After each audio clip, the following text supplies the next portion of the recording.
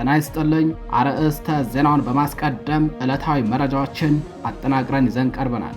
በእንሳሮ ወረዳ ባለሀብቶችን በማገትና ሹፌሮችን እያስቆሙ ከፍተኛ ገንዘብ እየጠየቁ ሲቀበሉ የነበሩ ዘራፊ ወንበዴዎች በፋኖ ቁጥጥር ስር ዋሉ። ዘራፊዎቹ ከነታጠቁት የቡድን መሳሪያ ብሬንና ከነዘረፉት 400 ሺህ ብር ጥሬ ገንዘብ ጋር ነው በፋኖ እጅ ከፈንጅ የተያዙትም። የአማራ ሕዝብ ከተጋረጠበት የህልውና አደጋ በተጨማሪ በኑሮ ውድነት እየተሰቃየ ባለበት በዚህ ወቅት ከአገዛዙ የተሰጣቸውን የዘረፋ ተልዕኮን ተቀብለው ከተሰማሩ ወንበዴዎች መካከል ቀሪ ያልተያዙ በመኖራቸው በፋኖ ሰላም አስከባሪ ኃይል ጥብቅ ክትትል እየተደረገባቸው መሆኑ ተነግሯል። መረጃውን በዝርዝር ታደምጡታላችሁ።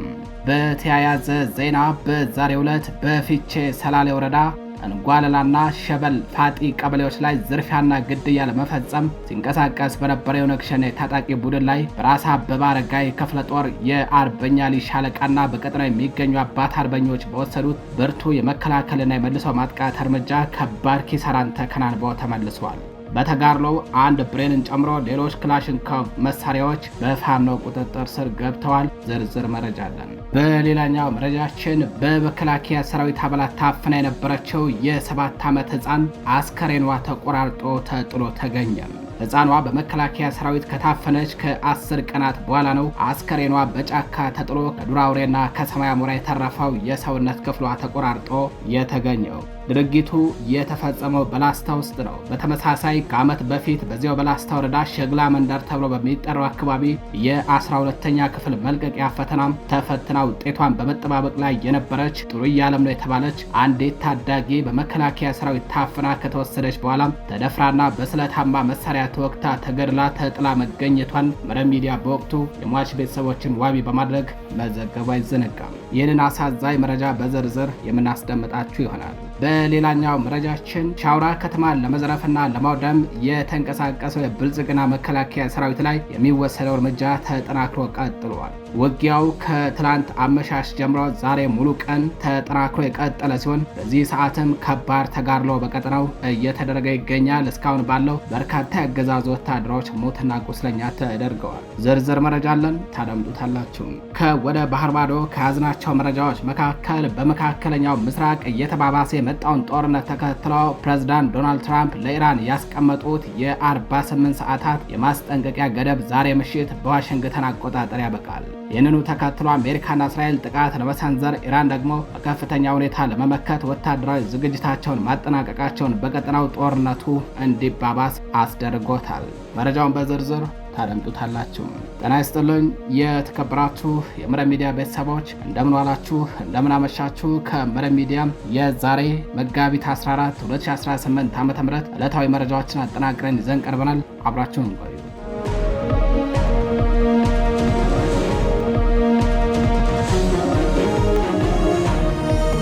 ወደ ቀዳሚው መረጃችን እናልፋለን።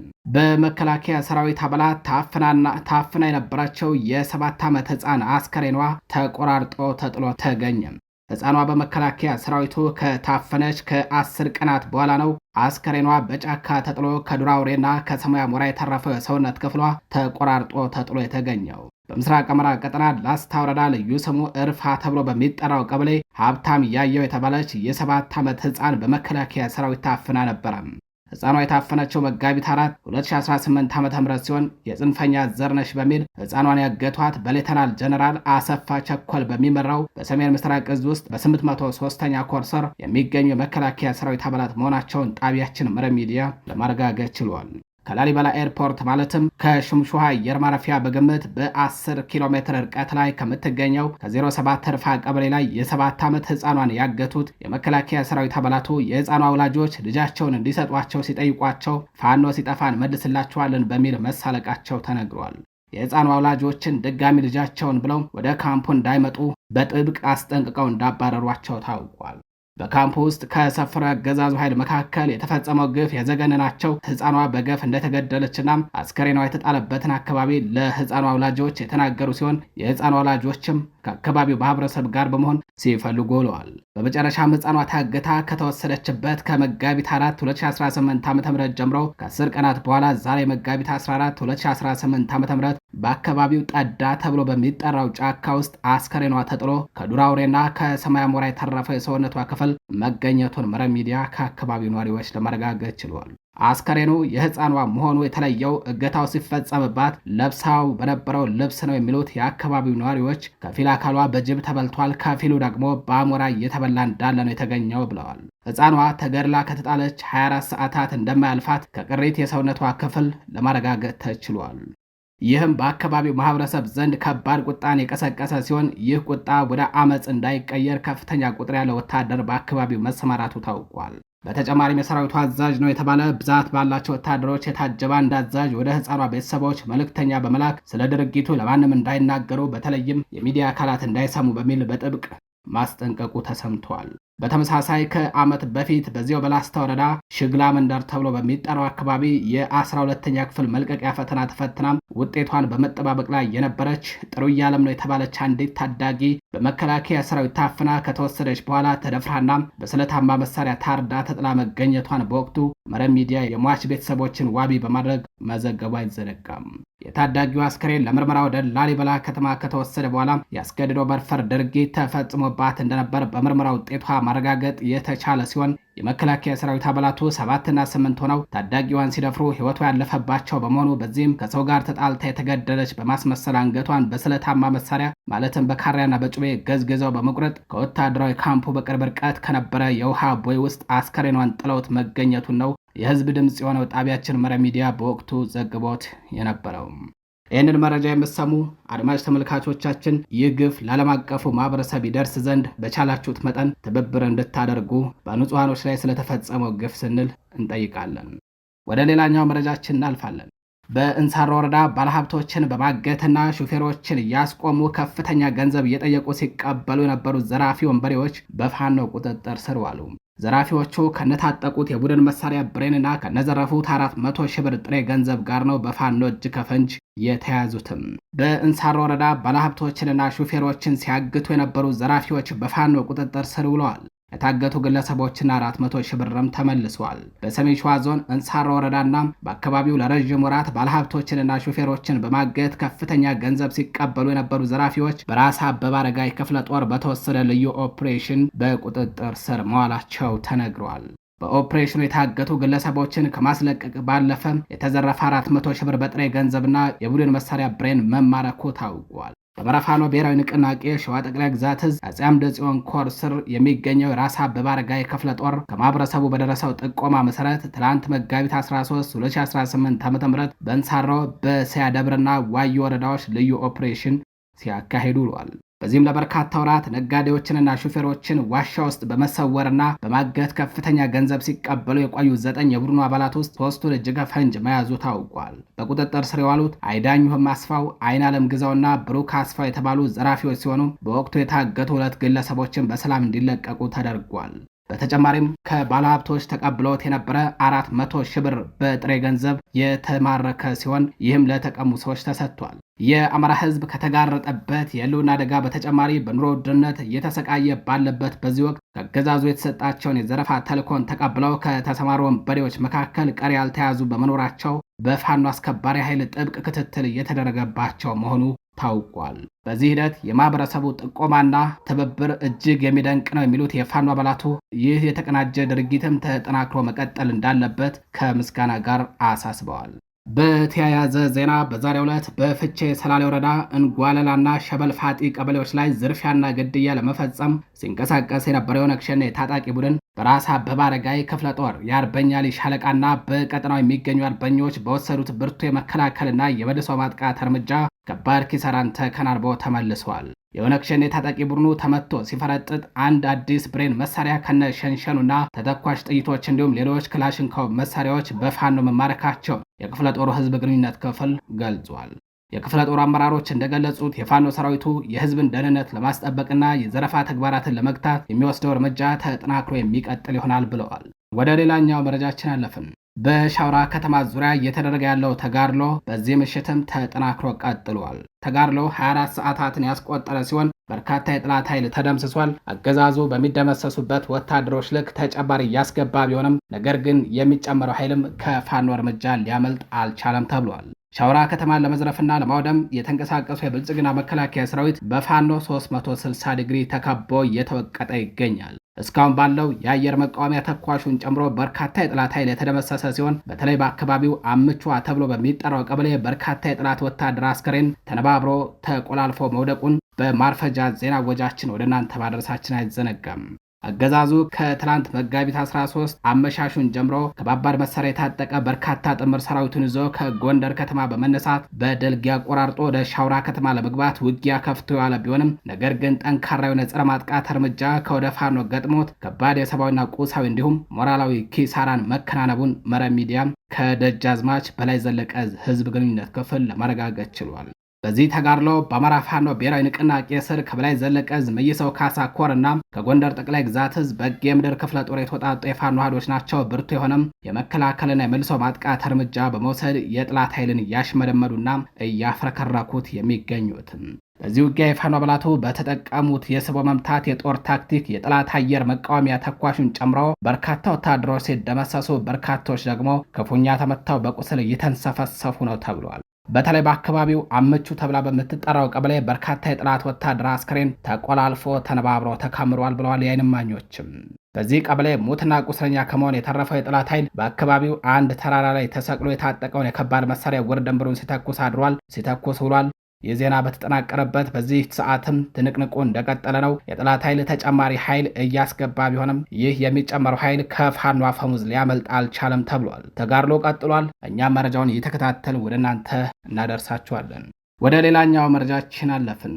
አንድ ብሬንና 3 ክላሽ የያዙ 4 የአድማ ብተና አባላት ፋኖን ተቀላቀሉ። ከጸረ አማራው ብልጽግና አገዛዝ ጋር በመወገን በህዝባችን ላይ የዘር ማጥፋት ወንጀል መፈጸም በቃን ያሉ 4 የአድማ ብተና አባላት አንድ ብሬንና 3 ክላሽንኮቭ መሳሪያም እንደያዙ በአማራ ፋኖ ብሔራዊ ንቅናቄ ምኒልክ ዕዝ 106ኛ ኮርን መቀላቀላቸውን ምኒልክ ዕዝ በህዝብ ግንኙነት ክፍሉ በኩል ለመረብ ሚዲያ በላከው መረጃ አስታውቋል። የ106ኛ ኮር አመራሮችም ለአድማ ብተና አባላቱ ወንድማዊ የሆነ ደማቅ አቀባበል ያደረጉ ሲሆን የኮር ሰብሳቢ የሆነው አርበኛ ሻለቃ ሀብቴ ባቡ የእንኳን ደህና መጣችሁ መልእክት አስተላልፈዋል። የህልውና ትግሉን የተቀላቀሉት የአድማ ብተና አባላቱ በህዝባችን ላይ የተጋረጠውን አደጋ ለመቀልበስ ከወንድሞቻችን ፋኖች ጎን በመቆም እስከዛሬ የበደልነውን ህዝብ ለመካስ ቆርጠን ተነስተናል ያሉ ሲሆን አሁንም ከጥላት ጋር ለወገኑ ለቀሪ ጓዶቻቸው ከህዝባቸው ጎን በመቆም የፋኖን ትግል እንዲቀላቀሉ መልእክት አስተላልፈዋል ነው ያለው ምኒልክ ዕዝ ለመረብ ሚዲያ በላከው መረጃ። የአድማ ብተና አባላቱ አክለውም የአማራ ፋኖ አንድነት ከመጣ በኋላ ማለትም የአማራ ፋኖ ብሔራዊ ንቅናቄ ከተመሰረተ በኋላም ጠቅላላ ያገዛዙ ሰራዊት ወደ ፋኖ መቀላቀል ይፈልጋል ሲሉ ተናግረዋል። በተያያዘ ዜናም 106ኛ ኮር በዳውንት ወረዳ ታላቅ ህዝባዊ መድረክ አካሄደም። በአማራ ፋኖ ብሔራዊ ንቅናቄ ምኒልክ ዕዝ 106ኛ የደጋው መብረቅ ኮር አሁናዊ የትግሉ ሁኔታን በሚመለከትና በሌሎች ወቅታዊ ጉዳዮች ዙሪያ በዳውንት ወረዳ ስር ከሚገኙ በርካታ ቀበሌዎች መካከል ከአንደኛው ቀበሌ ነዋሪዎች ጋር ትላንት መጋቢት 13 2018 ዓ.ም ሰፊ ውይይት ማካሄዱን መረብ ሚዲያ ከኮሩ ህዝብ ግንኙነት ክፍል ተመልክቷል። በ106ኛ ኮር የፖለቲካ መምሪያ ኃላፊ የቀድሞ የወልዲያ ዩኒቨርሲቲ መምህር የሆነው አርበኛ ብርሃን አረጋም እንዲሁም የኮሩ ምክትል ወታደራዊ አዛዥ አርበኛ ማረጉ አስፋው በመሩት በዚህ ውይይት የህልውና ትግሉን ወደፊት የሚያራምዱ ሀሳቦች ተነስተው ጥልቅ ውይይት እንደተደረገባቸው ነው ጣቢያችን መረብ ሚዲያም ከ106ኛ ኮር ህዝብ ግንኙነት ክፍል የተመለከተው። በውይይቱ የህልውና ትግሉ መነሻ ምክንያት እና መዳረሻ ግቡ እንዲሁም ዋና ዋና ዓላማዎቹን በሚመለከት አሁናዊ ትግሉ የደረሰበት ደረጃንና ሌሎች የግንዛቤ ማስጨበጫ ማብራሪያዎች ለማህበረሰቡ ተሰጥተዋል። በተጨማሪም በውይይቱ ብልጽግና የአማራ ህዝብን ለተጨማሪ ጭፍጨፋና መከራ ለመዳረግ በምርጫ ስም ህጋዊ ከለላ ለማግኘት ስለሚያደርገው እኩይ እንቅስቃሴና ማጭበርበሪያ ሰፊ የግንዛቤ ማስጨበጫ ስልጠና የተሰጠ ሲሆን የአማራ ህዝብ ጥያቄዎች በሰላማዊ አማራጭ ሊፈቱ ባለመቻላቸው የህልውና ትግሉ ስለተጀመረበት ሁኔታና አገዛዙ በሰላማዊ መንገድ እንነጋገር በሚል ስለሚያጭበረብርበት ስልትም በሰፊው ተብራርቷል። ማህበረሰቡም የተጋረጠብንን የህልውና ጥያቄ በምርጫ ካርድ ሳይሆን በልጆቻችን ተጋድሎ ይመከታል፣ ህልውናችንም ይረጋገጣል የሚል ግልጽ አስተያየት መስጠቱ ታውቋል። ወደ ሌላኛው መረጃችን አለፍን። ለወራት የሰለጠኑ 6ኛ ዙር ሰልጣኞች ተመረቁ። በአማራ ፋኖ ብሔራዊ ንቅናቄ ምኒልክ ዕዝ ንጉስ ሚካኤል አሊ ኮር ስር የሚገኘው ዋሴል ክፍለ ጦር ከ6 ወራት በላይ ሲያሰለጥናቸው የነበሩ የ6ኛ ዙር ሰልጣኞችን በደማቅ ሁኔታ ባስመረቁን ኮሩ ለመረብ ሚዲያ በላከው መረጃ አሳውቋል። በምረቃ ስነ ስርዓቱ ላይ የጃማ ቀጠና የሀገር ሽማግሌዎችና የሃይማኖት አባቶችን ጨምሮ የክፍለ ጦርና የሬጅመንት አመራሮች የተገኙ ሲሆን የሃይማኖት አባቶችና የሀገር ሽማግሌዎቹ የአካባቢውን ሰላምና ደህንነት የሚያስከብርና የአማራን ህልውና የሚታደግ እንዲሁም ፍትህ፣ ርትዕ የሚያሰፍን ብቁና ንቁ የፋኖ ኃይል መገንባቱ እንዳስደሰታቸው ምስክርነታቸውን ሰጥተዋል። በተለይ የመስጂድ ኢማም የሆኑ ትላልቅ የሃይማኖት አባቶች ዋሲል ክፍለ ጦር የአማራን ህልውና ለመታደግ ወጣቱን ኃይል በማሰልጠንና በማደራጀት እየሰራ ያለውን ስራ አድንቀውና መስግነው ይህ ተከታታይ የማሰልጠንና የማብቃት ሂደት ተጠናክሮ መቀጠል እንዳለበት በማሳሰብ ለሰራዊቱ ያላቸውን ድጋፍና አጋርነት በተጠናከረ መልኩ እንደሚቀጥሉ አረጋግጠዋል። ይህ ክፍለ ጦሩ በየቀኑ ከሚያደርገው ውጊያ ጎን ለጎን ያልተቋረጠ የስልጠና መርሃ ግብር በማካሄድ የጠላትን ቅስም የሚሰብር ብቁና ታታሪ ኃይል የመገንባት አቅሙን ያሳየበት ነው ተብሏል።